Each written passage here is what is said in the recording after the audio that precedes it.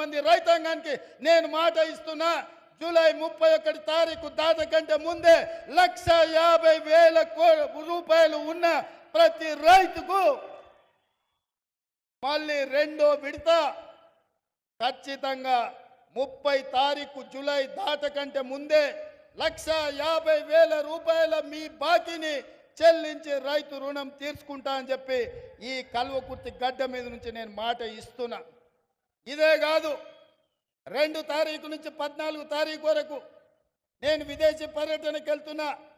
వచ్చిన ఎంబడే 2 లక్షల రూపాయల వరకు రైతులకు ఉన్న రుణాలను మొత్తాన్ని ఆగస్టు నెలలో పూర్తి చేసి మీకు ఇచ్చిన మాట నిలబెట్టుకొని తెలంగాణ రైతాంగం యొక్క రుణం తీర్చి మీ రుణము తీర్చుకునే బాధ్యత ఇచ్చినందుకు మీకు కృతజ్ఞత చెప్పుకునే అవకాశం ఆగస్టు నెలలో నేను తీసుకుంటాను తెలియజేస్తున్నా.